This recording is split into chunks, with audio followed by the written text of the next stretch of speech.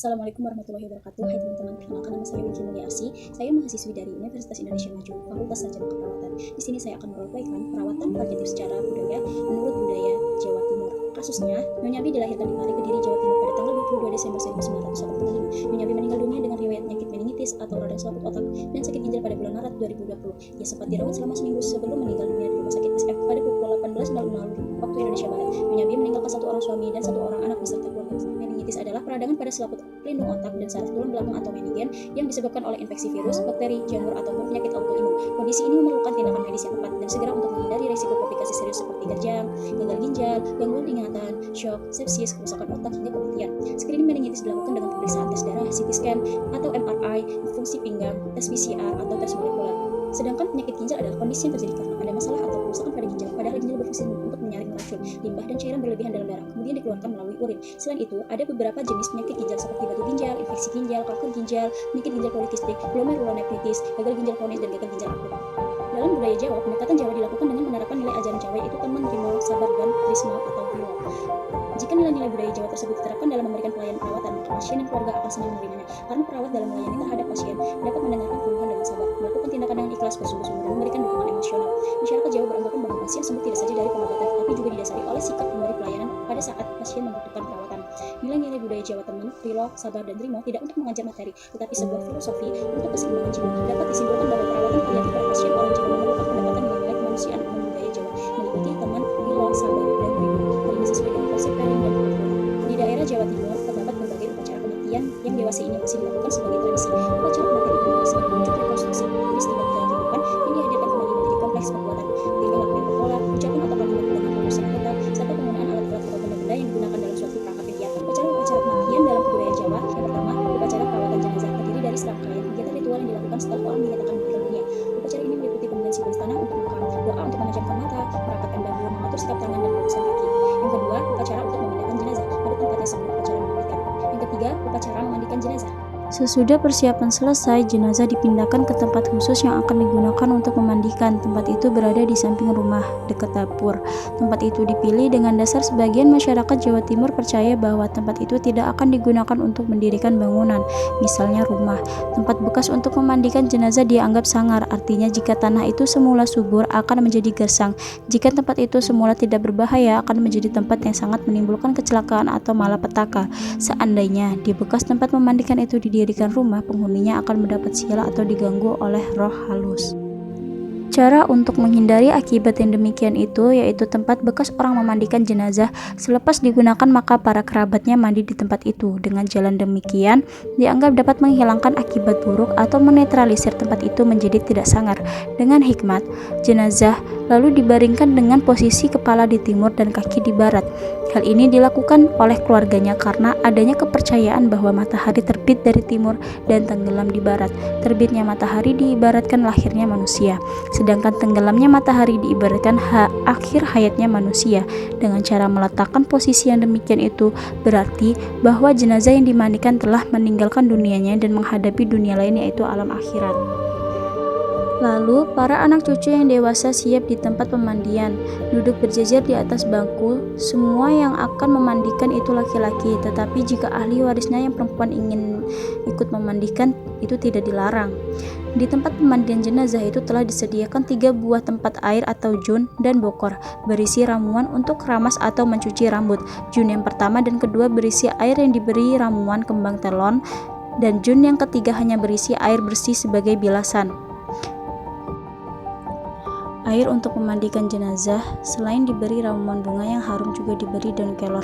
Menurut kepercayaan penduduk di sana, daun kelor itu mempunyai daya gaib untuk menetralisir kekuatan gaib yang dimiliki oleh almarhum. Misalnya ia memakai susuk, yaitu logam yang dimasukkan ke badan dengan cara gaib. Orang meninggal dunia harus suci raganya, sebab itu semua bekas benda yang masih melekat pada dirinya harus diloloskan, termasuk gigi emas atau perhiasan yang dipakai ketika masih hidup. Dengan badan jasmani yang bersih, maka roh almarhum dapat mencapai kesempurnaan. Air untuk memandikan terdiri dari air keramasan yang akan digunakan untuk membersihkan rambut dan air untuk membersihkan sekujur tubuh. Agar air keramasan itu berbau wangi, digunakan ramuan yang terdiri dari bunga melati atau daunnya, landa merang, yaitu batang padi atau merang yang diperabukan, kunir, dan tepung beras. Semua ramuan itu ditumbuk halus dan kemudian ditapis hingga 7 kali. Ramuan itu masih ditambah dengan kapur barus yang ditumbuk halus, dimasukkan dalam adonari air keramas tersebut. Mula-mula, penutup jenazah atau baju yang masih dipakai dilorot, artinya dilepaskan. Kalau terpaksa baju itu digunting untuk memudahkan melepaskannya, yang tertinggal adalah kain basahan berupa kain panjang yang sengaja dipakai untuk menutup aurat. Memandikan dimulai dengan mencuci rambut dengan landa merang.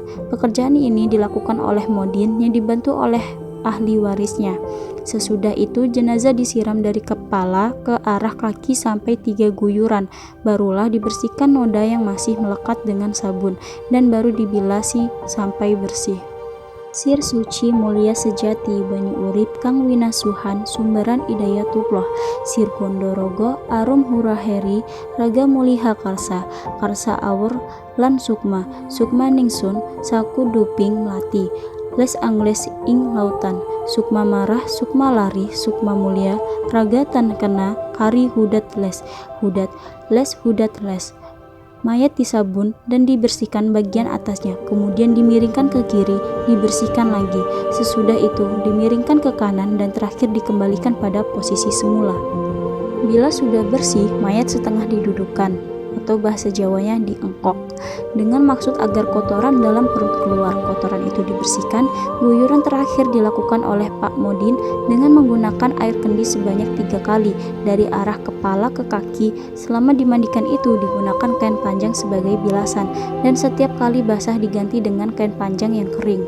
Dahulu jika yang meninggal orang laki-laki, maka ketika dimandikan dipapah oleh anak cucu yang laki-laki, dan jika yang meninggal perempuan atau ibu yang memangku anak-anak perempuan dan cucu perempuan. Apabila yang meninggal itu tidak mempunyai ahli waris atau anak, atau meninggal karena penyakit menular, cara memandikannya dibaringkan di atas 3 buah batang pohon pisang yang panjangnya sekitar 100 cm, diletakkan melintang di atas bangku panjang.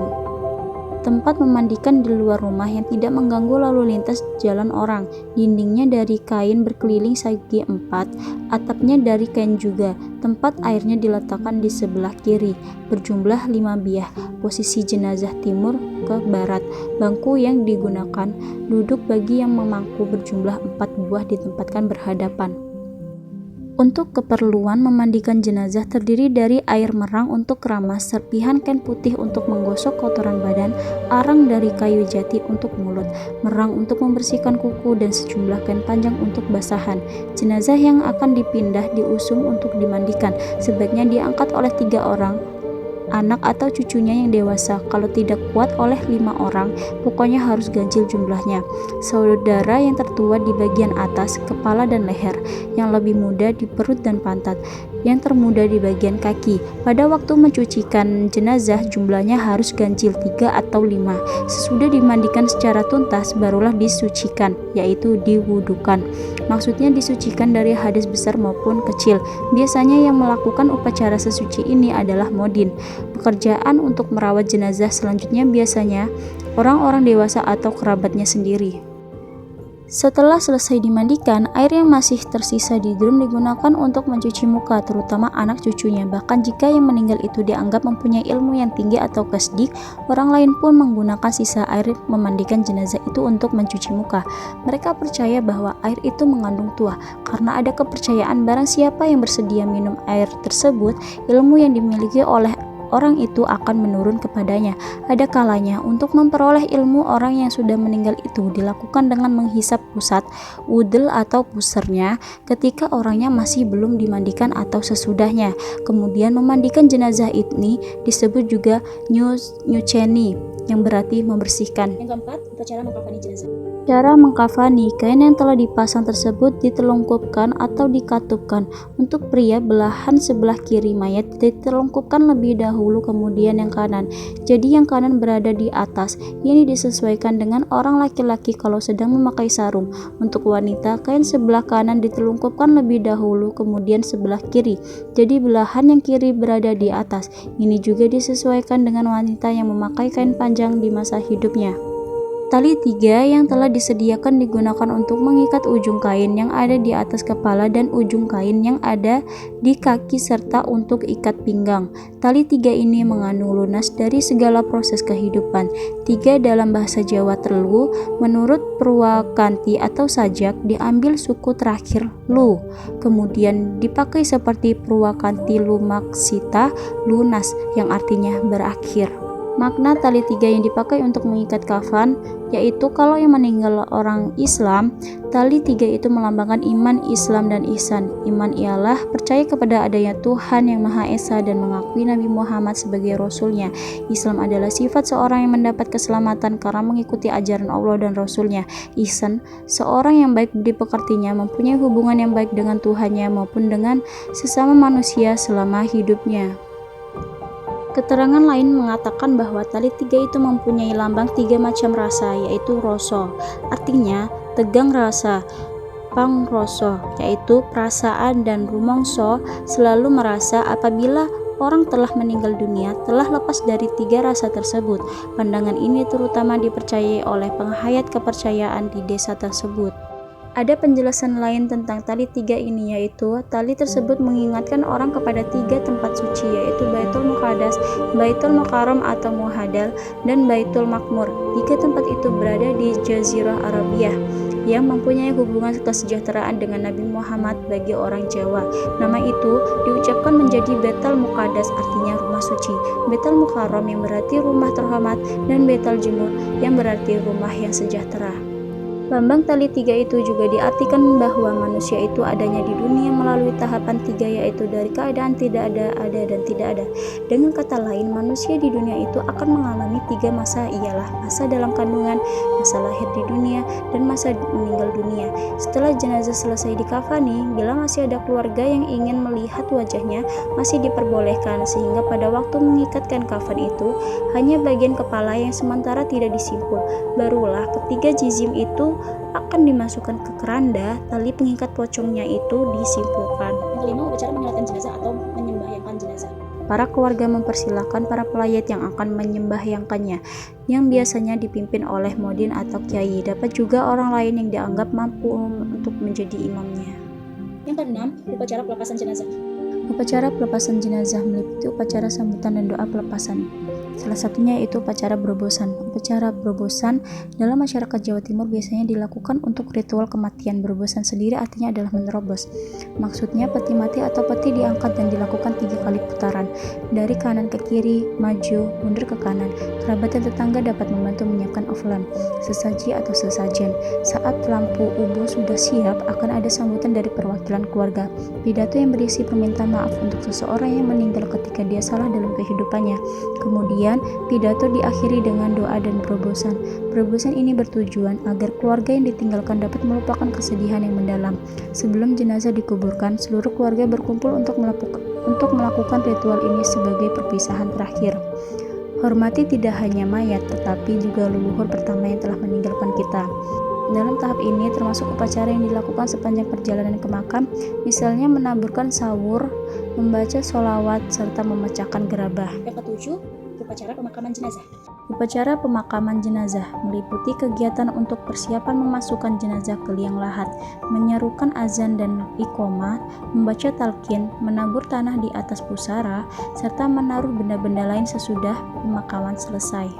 Setelah proses pemakaman jenazah selesai, biasanya masyarakat Jawa melakukan beberapa upacara, seperti yang pertama, upacara selamatan sesudah penguburan. Upacara yang mengikuti setelah pemakaman adalah selamatan nur tanah, melunsur tanah, atau bujang pungkur, atau ungkur-ungkur. Selamatan ini dilakukan di rumah keluarga almarhum pada siang harinya setelah kembali dari kuburan. Selamatan ini juga disebut selamatan geblakan. Sesudah itu, sampai 7 hari diadakan pembacaan tahlilan atau yasinan. Yang kedua, upacara meninggal hari atau selamatan telung dinoan atau 3 hari. Upacara selamatan ini dilangsungkan setelah 3 hari almarhumah meninggal. Dalam selamatan ini biasanya dibacakan tahlilan. Yang ketiga, upacara menuju hari atau pitung dinoan atau 7 harian.